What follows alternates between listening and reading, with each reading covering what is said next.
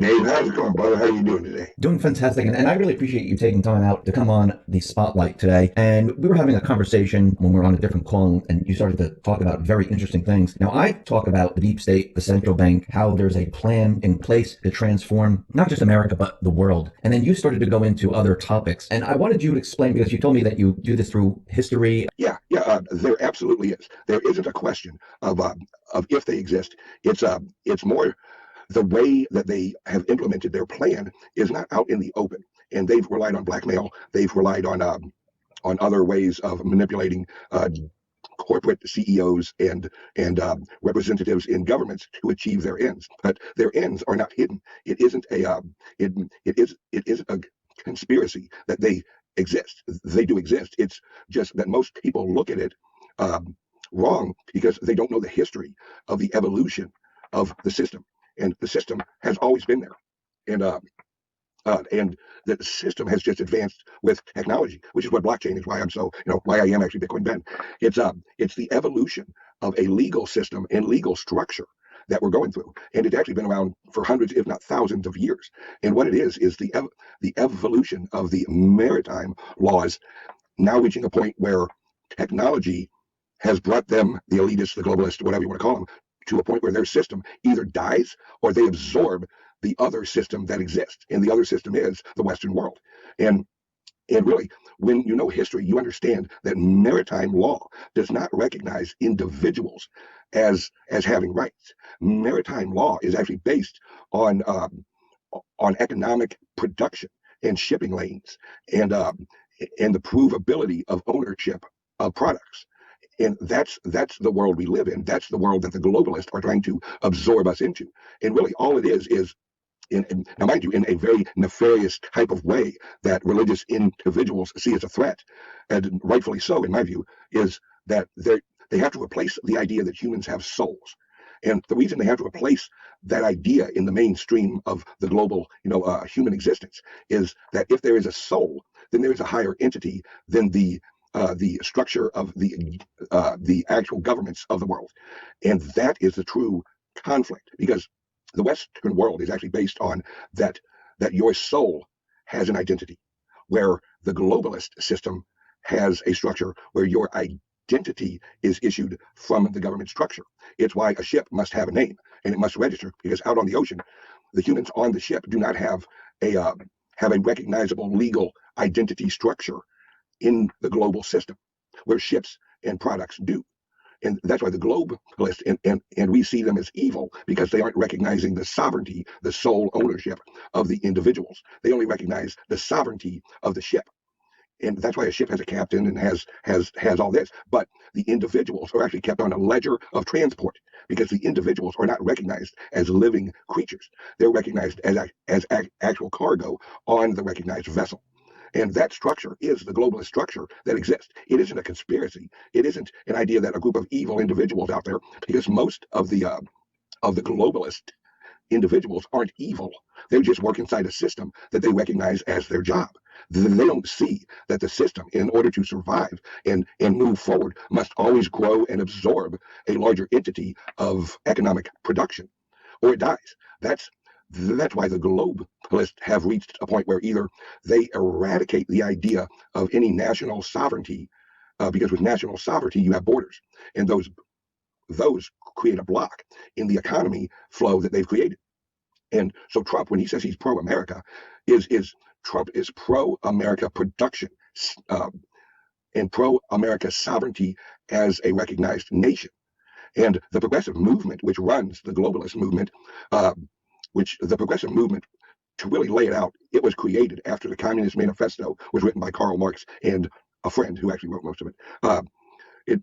It's the idea that Karl Marx was a genius, but yet left out the idea of free will, because his economic idea, which led to like Keynesian or Keynesian economics, which is now rolling into modern monetary theory, is actually based on the idea that an economic system doesn't have to resolve itself mathematically, that the value inside the system doesn't have to be based on the reality of the economic limitations of the community that the economics is representing like America has an economic system. Well, the globalists, they don't want America to have an economic system.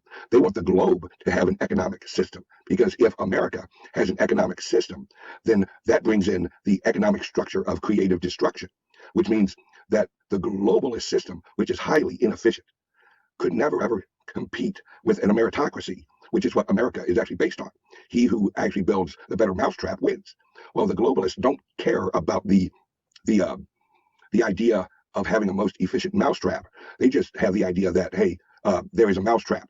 There may be one better, but that's going to creating that will actually destroy the jobs of the old mousetrap. And we have our friends in that corporate structure that agree with us. So we're going to prop up the old mousetrap and not let the new uh, creation of the new trap replace that. So.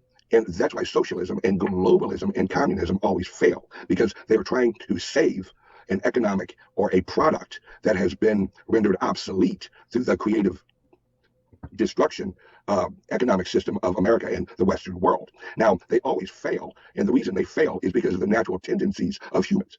We are always improving our environments in accordance with what we value. Yes. And whether that's a religious value or an economics value, or hey, we have a lot of mice, we need a more efficient and more reliable mousetrap. Whatever our wives want is what we build. Yeah, that's true. Ben, let me ask you this. Let me ask you this. I mean, you're talking about the maritime law and how they want to change things. Now, we've seen out in Europe and even here in the United States where they had like the illegal immigrants coming into this country. They were bringing them up. We saw Soros out in Europe open the gates, and we saw the refugees going into all the European countries. Was that the beginning of their plan, where they were removing all the borders and the separations and making everything as one? That wasn't the beginning. That was the first. That was an, oh no, we're in deep trouble. We need to reorganize the population in accordance with our economic labor needs. Uh, the initial idea of the globalist was to move the factories to the people. Well, with some things that were going on in the background, like Trump and other entities of resistance, they found it more efficient to move the labor into the areas of production, and that's what that was. And that's how they see it. They don't see it as invading a culture. They see it as bringing in labor with the management issue of culturalism, where well, we need the labor and we need uh, the the economic production that we can generate with these new human resources a whole lot quicker now. So instead of actually building a factory, oh excuse me, in the Middle East, which they had not infiltrated the right countries yet, they hadn't put in their friendly governments yet, that it was easier just to move the population up and into the areas of production. Now, the uh, the idea of Trump and what he's going through is is is right in line with what I've been explaining. The CIA was created not to protect America from uh, any outside threats. It was to reorganize the economic and the governmental structure of the world. It's because the CIA after World War One. See, World War One was a planned war because they needed to reorganize the map of the Oh, globe. so you're saying World War One, they planned this. They Oh, initiated this war absolutely. to reorganize the world the way they wanted it. Yes. World War One was to eliminate the idea of republics and to reorganize the Middle East, actually based on the most current profitable product that would be utilized in the future of the global economy, which was oil and petroleum. So they needed to get rid of Persia and break it up into different fractions and different countries like Iran. A lot of people don't know that Hitler actually named Iran in a trade deal. Wow. Iran is actually the word Aryan is, and Hitler named that trade area Iran, and after the Aryan race. But people don't know history, so they don't understand why Iran and Iraq and Saudi Arabia and Qatar and why have they had so many conflicts? Well, the conflicts were created after World War One because the globalists at the time, the Rockefellers and all of the elites that we would call the Illuminati, uh, they needed to create cultural conflict in the areas that the oil was most likely in, so that they could infiltrate the government and actually be able to control the trade routes of these areas. And the easiest way was to actually implement after World War II or World War One the redrawing of the global maps. And that's what World War One was. Well, they tried to institute what was named the League of Nations, Right. but America and the Western world had not been brainwashed enough of the idea of individual sovereignty to go along with it. And once the League of Nations failed, that's when right away they knew they had to have another world war. Well, the British Empire, which is actually based on maritime law, the Queen and King, are are are like the lineage of the original captain of the Great Britain ship, or actually port, if you want to get historically accurate. Great Britain was actually formed out of a port, and that's a whole other story. But World War II, Churchill actually met with uh, uh, Roosevelt, and actually met on a ship. And this is all documented. In fact, if you want to watch, there is I don't even like to give him credit. There's a documentary on Netflix on like the history of America, and it's very inaccurate, but there are parts that are accurate. That that Churchill met with Roosevelt on a ship, and they basically agreed, and this is documented by Roosevelt's nephew, who wrote it in his diary, that they planned out and needed to come up with an event that would emotionally push America's population into a World War II. Well, a couple months later, we have Pearl Harbor. Well, if you know the historical and military operations that happened after the meeting between Churchill and Roosevelt, you understand that that Japan was communicated with, that at a certain time on a certain date, that that all of the ships at Pearl Harbor would be under maintenance. Now, anybody who's ever been in the military, especially at an active actual base in Hawaii, understands a rotating maintenance schedule. Well, a rotating maintenance schedule in the military will not allow for all of your ships to be in maintenance at once, because then you've got no defense. Well, I'll be doggone it. On a certain day, on a certain time, all of our ships were under maintenance. Well, if you know who put out that order, then and you track that order back, then you know who actually timed out Pearl Harbor. I leave it up to my viewers sometimes, because sometimes the public can't be told. They need to learn it themselves. And that led to World War II. Rah, rah, rah. America's got to go into the war. Well, what that allowed was that allowed now for the globalists to which they had already infiltrated the production environment of the U.S. So now the Fords and the Rockefellers and Texas Instruments and IBM and all these other major corporations were all of a sudden they were switched on, but they were switched on to produce military equipment, and that military supply chain exists today. We know it as our conspiracy of the military industrial complex. Well, that's what that is. That's what we built actually during World War II, and that's why the CIA, the FBI, and everything was created during World War II, was because they had to create the the black operations segment of the progressive movement linked with the military industrial complex. And basically, the CIA was put in charge to create the overseas event that the American industrial or military industrial world would then go in and solve, like the Korean War, the Vietnam War. That was all sweeping together and cleaning up the economic and governmental structures that weren't reorganized during World War One. And World War II was just the war to create the governmental structures and the military structures needed to move the progressive movement into the 1970s, and where the 1970s they wrapped up most of the military reorganization of the globe, and now they focused on the economic reorganization of the globe.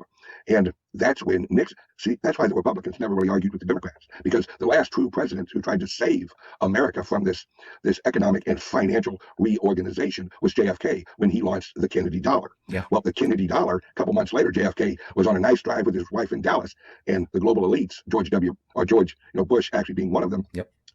They had to eliminate that. And Lyndon B. Johnson was more than happy to rake in those Kennedy dollars out of the system very quickly. That's the first thing he changed, was that currency. So let me ask you this. I mean, we had World War One, World War II to do all this, and then Trump came into the picture. He beat Hillary. Now, I just want to go with what Hillary and what they had planned with her. Were they going to lead us into a war? Yes. They the key is Hillary's server.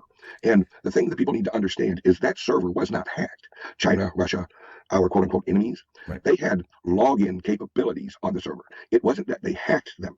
The servers were linked with Blackberries. Now, Blackberry phones at the time were encrypted with cryptography, very hard to hack into unless you had the private key that is in the actual BlackBerry phone. Those are the phones that Hillary's friends crushed with hammers. Those were all Blackberries. And every time that someone on the network of the Blackberries would update with a new email, all of the servers would actually update, and the Chinese could access it through the login that they had. Now, the login that they had initially was sold to them by the Clintons in the mid '90s. Now, the plan was that America would go to war with China and Russia, right? Okay. But the Chinese government and the Russian governments would have access because they produced the microchips that were implanted into the military airplanes and ships. It's why Russia was actually capable a few years ago of literally shutting off one of our ships.